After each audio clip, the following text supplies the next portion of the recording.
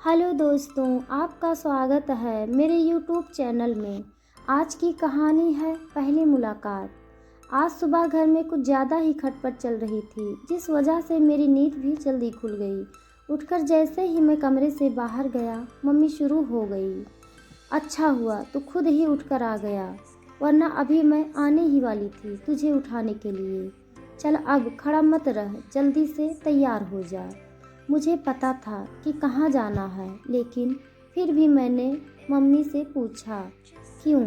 Mummy ने कहा, अच्छा अब कोई नाटक फिर करने की सोचना भी मत। जाकर जल्दी से तैयार हो जा। आरो, अरे माँ तुम कैसी बात कर रही हो? पहले लड़की की फ़ोटो मंगवाते हैं, उन्हें अपना भेजते हैं, उसके बाद परिवार वाले मिलने जाते हैं। तुमने देखा ही नहीं, किसी ने भी नहीं देखा, और कल से पीछे पड़ी हो, जाना है। वहाँ जाकर हमें अगर कुछ पसंद नहीं आया तो फिर? मम्मी ने कहा, अरे मैं तेरी माँ हूँ, और कितनी खूबसूरत लड़कियों की फ़ोटो मंगवाई है तूने, कोई पसंद की ही नहीं, कहीं गया ही नहीं मिलने। और वैसे भी हम तो मामा के यहाँ जा रहे हैं, उनके यहाँ पूजा में, वहाँ वो भी आएंगे, मामा ने देखा है। और अभी हम लोग कोई लड़की देखने या रिश्ते की बात करने नहीं जा रहे हैं, बस देख लेंगे, पसंद आया तो सोचेंगे। मामा करीब 50 किलोमीटर दूर रहते हैं। मामा के गांव में अच्छा सा घर बनवाया है नया, उसी के गृह प्रवेश की पूजा है। मेरे घर में मेरी 2 बहनें हैं, एक मुझसे छोटी और एक बड़ी। बड़ी दीदी की शादी हो गई।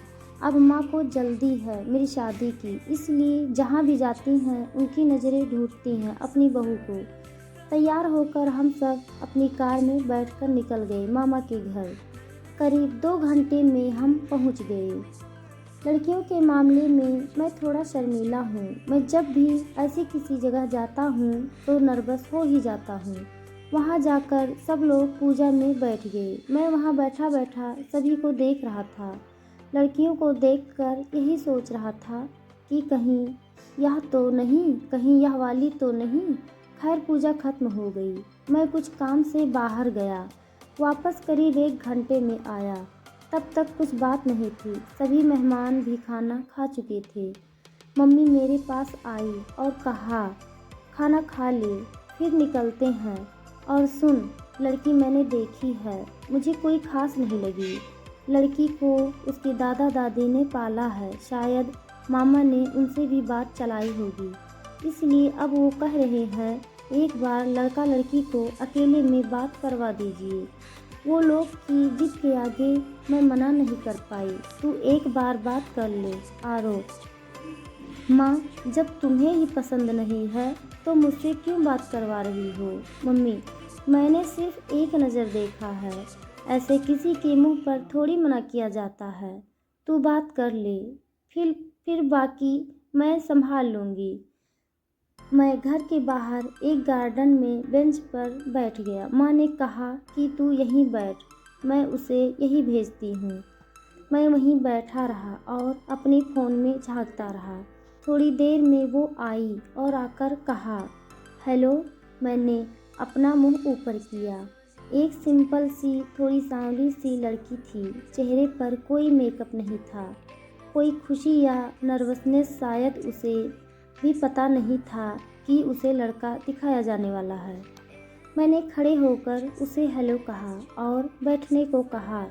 अब हम दोनों एक ही बेंच पर थोड़ी दूर पर बैठे थे। करीब 5 मिनट हो गए। मैंने उसे देखा, उसने एक भी बार मेरी तरफ नहीं देखा, ना ही कुछ बात की। 8 मिनट की चुप्पी के बाद वो बोली, अच्छा ठीक है, अब चलते हैं, लेकिन आप लोग अभी या तो फिर घर पहुंचकर जवाब दे ही देना, क्योंकि दादा दादी फिर आस लगाकर बैठ जाते हैं। आरो, मतलब? रचना, बताते हैं, देखते हैं, अभी उनसे पूछना है, उनको दिखाना है। ऐसे जवाब देने से अच्छा है आप लोग सीधे ना कहना, वो ज़्यादा अच्छा है। मैं कुछ समय के लिए सोच में पड़ गया। वो लड़की शायद बहुत बार रिजेक्शन झेल चुकी थी। अब उसे उम्मीद नहीं थी कि कोई उसे पसंद करेगा। पता नहीं मुझे थोड़ी हिम्मत कहाँ से आ गई। मेरा उससे बात करने का मन किया। मैंने कहा, पर आपको ऐसा क्यों लगता है कि मैं मना करूँगा? उसने पहली बार होगा जब मेरी तरफ देखा होगा। रचना, मैं आपको पहले ही बता दूं कि मैंने बड़ी मुश्किलों के साथ अपनी पढ़ाई की है। अब मैं एक जॉब करती हूँ। अपने दादा दादी की जिम्मेदारी मुझ पर है। शादी के बाद भी मैं यही करूँगी। उनका मेरे सिवा कोई नहीं है। उनका ख्याल मुझे ही रखना है। आपकी मम्मी जी को भी मैंने सब पहले ही बता दिया। मैं कई बार रिजेक्ट हुई हूँ। अब मुझे पता चल गया है ना, कहने वाले चेहरे किस तरह से दिखाई देते हैं। उनके चेहरे को देखकर ही मैं समझ गई थी कि यहाँ भी वही होने वाला है। इसलिए मैंने आपसे कहा कि जो भी हो साफ साफ कहिएगा। आरो, आपकी तरह। रचना इतना कहकर उठी। चलें। आरो, रुकिए, मुझे आपसे कुछ बात करनी है। रचना थोड़ी सरप्राइज हुई और फिर बैठी। कुछ मिनट का हमारे बीच में फिर सन्नाटा रहा, लेकिन मेरे मन में बहुत कुछ चल रहा था। मैंने उन 15 मिनट में मन ही मन एक फैसला ले लिया और उसी समय मैंने रचना को कहा, जवाब अभी तक आपने सुना है, अब आप जवाब देना। रचना, क्या मतलब? आरो, मतलब आप बताना कि आप मुझे पसंद करती हैं, मुझसे शादी करना चाहती हैं या नहीं। और हाँ, साफ साफ जैसे अभी बात की वैसे ही जवाब देना।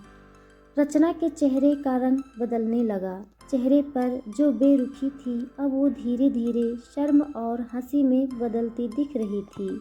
रचना, इतना जल्दी भी मत कीजिए। अपने घर वालों से बात कर लीजिए। और ऐसा भी नहीं कि आप अभी हाँ कह दें फिर शादी के बाद बदल जाएं। आरो, नहीं बदला तो? रचना, जाइए पहले घर पर बात करिए। आरो, वो सब मैं देख लूँगा। आप अपना सोचें कि आपके दिल में क्या है। इतने में ही मेरी छोटी बहन की आवाज़ आ गई कि मम्मी बुला रही हैं। मैंने जाने के पहले फिर कहा, अगर आप अपना नंबर देना चाहें तो। रचना ने कुछ नहीं कहा। शायद उसे अभी तक विश्वास नहीं था। मैंने अपना नंबर उसे एक कागज़ पर लिख कर दे दिया। घर जाने पर सबसे पहले मैंने माँ को बताया कि मुझे लड़की पसंद है। मम्मी, क्या बोल रहा है? तुझे पहले कितनी अच्छी अच्छी लड़कियाँ दिखाई, तुमने पसंद नहीं की। ऐसा क्या कर दिया जादू रचना ने? माँ ने शायद मन बना लिया था कि उन्हें ना कहना है, लेकिन मैंने उनकी सारी प्लानिंग को चौपट कर दिया। आरो, माँ पता नहीं, लेकिन मुझे लगता है तुम्हें इससे अच्छी बहू और मुझे इससे अच्छी पत्नी नहीं मिलेगी। मन की साफ और सुंदर है। अच्छा किया तुमने उसकी तस्वीर नहीं दिखाई, सीधा मुलाकात ही करवाई। ऐसा लगा ही नहीं कि मैं उसे पहली बार मिला, जैसे कि कब से जानता हूँ। माँ और पापा भी मान गए और जल्दी से जवाब दे दिया जैसा कि रचना ने कहा था। मामा के हाथ खबर भिजवा दी कि हमारी हाँ है। अगले दिन रचना का फ़ोन आया। हेलो। आरो, हाँ बोलो, जल्दी से बताइए, हाँ या ना। हाँ हो तो हम शादी की तारीख निकलवाएं। रचना कुछ नहीं बोली, सिर्फ रोने लगी। बहुत दिनों से शायद आंसू को संभाले बैठी थी, रो के बैठी थी। आज पूरे बहे। मैंने भी उसे रोने दिया। यह थी हमारी पहली मुलाकात। सिर्फ 15 मिनट में प्यार हुआ और शादी हो गई और मैं सही साबित हुआ। अब मेरी माँ कहती है कि मुझे इससे अच्छी बहू नहीं मिल सकती। तो बताइए दोस्तों, हमारी कहानी आपको कैसी लगी? कमेंट बॉक्स में ज़रूर बताइएगा। धन्यवाद।